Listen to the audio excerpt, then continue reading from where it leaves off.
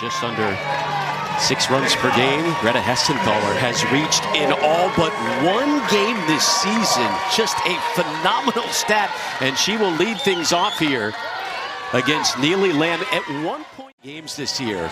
The Gamecocks were almost unbeatable in this ballpark, 31-5. Hosting a regional for the first time since 2018. 2-2 on the way from Lamb. This one back up the middle, and there is a leadoff hit for Hessenthaler, who has now 51 of 52 games this year.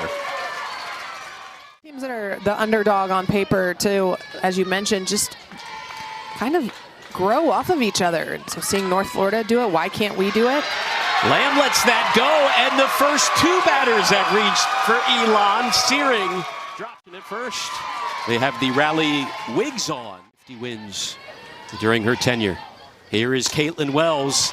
There's a base hit to right field. Hessenthaler rounding third, and Elon jumps in front here in the first inning. 1-0 Phoenix. Game against Neely Lamb. And here is the program's all-time leader in RBIs, Gabby Shaw. A 5th-year senior with 141 runs driven in. Corners. Badly fooled Shaw for out number 1. Neely Lamb. Well, the strikeout of Shaw was on that changeup that complements her rise ball so well. And if you're the Phoenix, you're going to want to swing early to keep that changeup out of her pocket until she proves she's going to throw it early in the count. They've been to regionals before. The 6 that were with her at Charlotte went. Another strike. Elon making the trek from about 3 hours away out of Greensboro, North Carolina, from Neely Lamb. Called strike 3, so she ends up striking out the side. However, Elon strikes first. So parts of those national championship teams, and Coach Ashley Chastain Woodard said first it was Coach Katie Browder that was in charge of getting Lelio to transfer, but secondly, they just could not pass up the opportunity of getting someone who has that type of experience on their roster. And comes through here in the bottom of the first. Regular season champs. Count 2-0 from McCard to Shelton.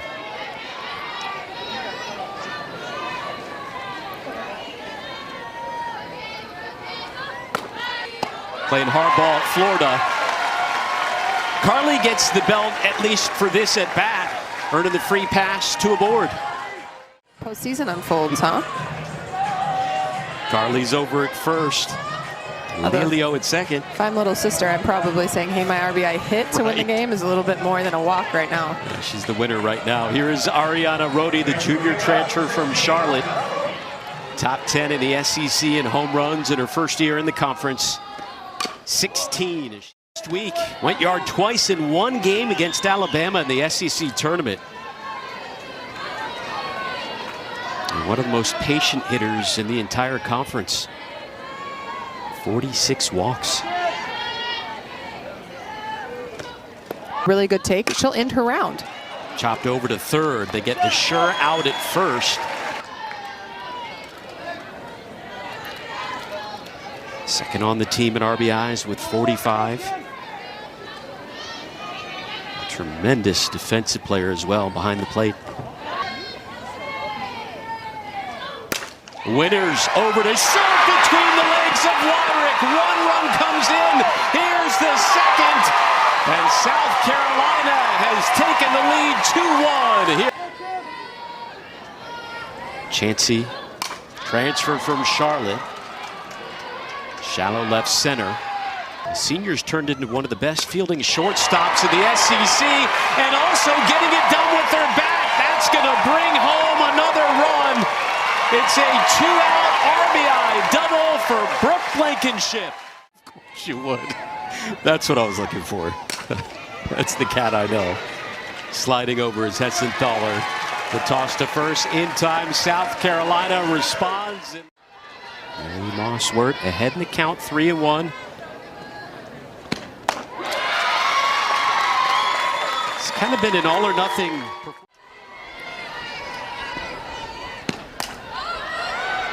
Sends this one to shallow left field. And stepping in front of Vincent was Blankenship to make the grab. I love batter disagreeing with the umpire or the pitcher. They always have a smile on their face. Instead of being furious, they're just holding it in, smirking. I was about to say to you this. Trying to respond here in the second. Reagan Hartley pops it up, and waiting for it was Winters. That runners can get that extra 60 feet. This one sent to right center and past the diving Knight. Here comes Wirt rounding third, and Elon pulls back within one. Elon, you're going to come play the way you've continued to play, right? Not the first time the program's been in the NCAA tournament, but the first time in 15 years. So these athletes haven't been here. But what got him here? Playing free, having fun. And the 2-2. Searing up the middle. That's going to drop in front of the center fielder, Lelio. Searing heading to second, and there will be two in scoring position. Already the fifth hit of the night for Elon, and now you wonder. Elon ended up being able to be patient, force her over the plate, and drive it. Facing the most outstanding player from the Coastal Athletic Association tournament, Caitlin Wells. So it's going to be an adjustment for the Phoenix to catch up to Hurd's speed right now.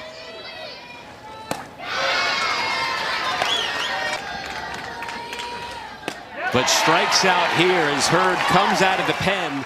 From her offense here is, can they respond to the run that Elon put up in the top of the second? Chastain Woodard told us she went in the portal with 1 goal and 1 goal only. Under her glove and her legs, so I can understand the error call there. Yeah, if Wyrick makes that play, the next out is Ella Chansey to fly ball to left field. No one scores. Lelio, shallow center. So he's probably doing some recruiting. Probably not. That one handled easily over at third by Chance. Who has won games and proven they're capable, but when you have a senior like Barry. This regional faces the winner of the LA Regional in the Super. West Coast Regional, as you can finish playing and then go watch and see what happens afterwards. Waiting the 1-0. That one from McCard misses. McCard has settled down, retired 4 in a row.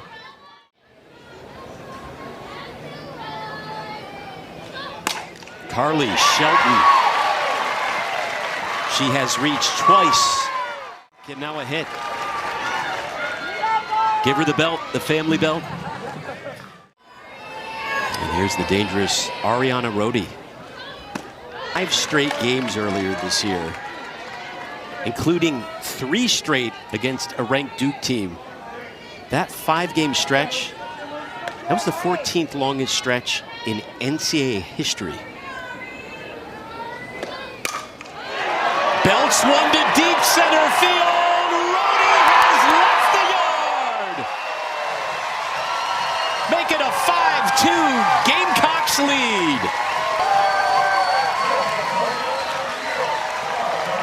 That's a Rodi O. Either Lelio or Shelton are on ahead of her. Shelton gets the lead off, and Rodi just goes down and gets this pitch. Not a bad pitch from McCard. Over the plate just a little bit too much. But Rodi drives that to the deepest part of the ballpark. You could hear it. The crowd put on the big hat. South Carolina with a little bit of breathing room. A couple of hits given up this inning. This one lifted to left field. Hatsopoulos in foul territory. Ella Chansey second on the team in doubles. 200 career hits entering today. But a strikeout victim there. Blankenship drove in a run in the first inning. RBI double behind 1-2 with 2 away here in the third. Cranks one to left field, and that one turns foul.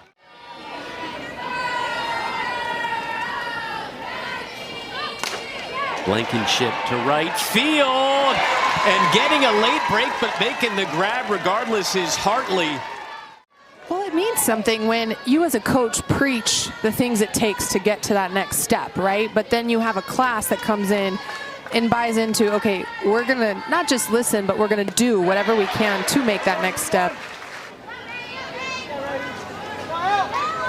Senior from North Carolina. This one will be put in fair play, but right at the left fielder, Vincent. You can tell Elon's starting to make an adjustment as they're making Hurd work more and more. The bat by Hartley. 1-2 on the way from Hurd to Laney Wyrick. Got her 7 up, 7 down, 3 Ks for Hurd. I mean, I would think Elon used that as motivation. There's a base knock by Knight. Flint, a very deep South Carolina team. Good mix of veteran transfers as well as freshmen like Flint. Chopped foul. Flint to right field. Hartley is there as Knight retreats to first. Maybe a team that's a little headier. That would have been a back pick. Over to short. That one gobbles up Wyrick and the Sooners. And as a head coach, that's how you really want to be, is you want to see your athletes be able to reach their potential, and if it's not going to be under.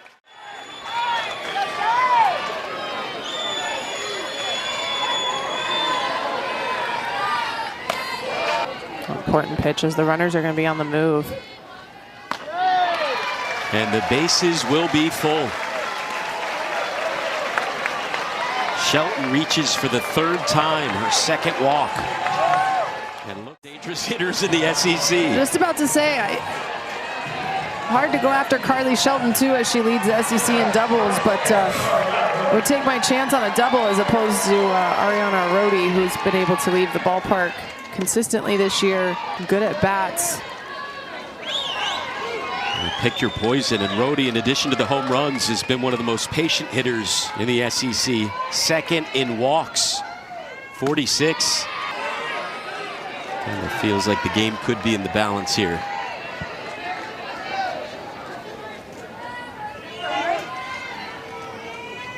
Rhodey hitting nearly 400 with runners in scoring position. Skies one to left center, and making the grab is Wells. Still unable to break through in the hit column against Hurd. Blankenship on to first in time. Third base coach saying, hey, should we? But they did not, so. Blankenship doing some fielding drills over at short here in the 5th, 2 away. Where Ashley Chastain says it's sweep, so you just see it continue to tail that way. Back up the middle, and there's the first base runner to reach against Jory Hurd. 1 on, 2 away for the 5th-year senior Gabby Shaw. That one handled by Shelton. Carly Shelton getting the job done at 2nd. Well, the defensive games on the West Coast coming up, including the LA Regional. This one sent down the line, and tracking that one was Hartley. People who have possibly earned a right to get in. Nice grab by Searing over at 3rd. And really, 3, 4, 5 of the Gamecock lineup, not easy to face. A 1-2-3 inning worked by. That's the first 3-ball count Jory Hurd has faced since she came in the game. Swing and a miss.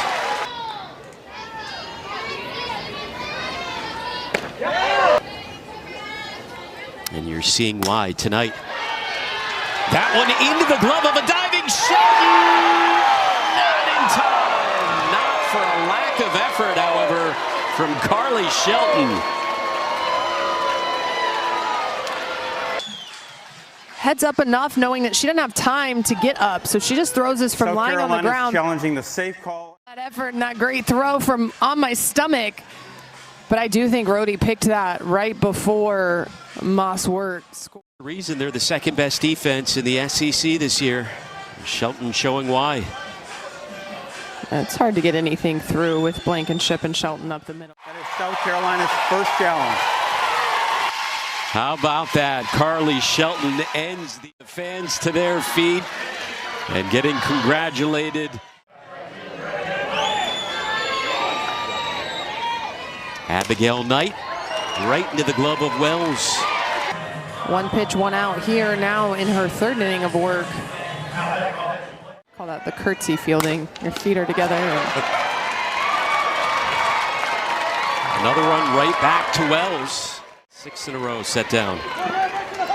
Anytime you can get 2 pitches and 2 outs to the SEC tournament, but they had a tremendous year that saw them outperform what a lot of people thought they could. Quick thoughts from Kat Osterman. And Hurd gets through this 7th inning as I would predict she would. No reason to have to flirt around the zone, can go straight into the zone. Handled by Blankenship. Retta Hessenthaler to keep the game alive for the Phoenix. Blankenship is there, and South Carolina moves on to the winner's bracket tomorrow to face North Florida. Well, South Carolina got what they needed. But tip your hat to Elon Phoenix. They came out swinging, they scored first, kept a little bit of pressure on South Carolina, trying to continue to chip away. We'll take a quick break, come back and talk to one of the stars of the night as the Gamecocks take their opener 5-2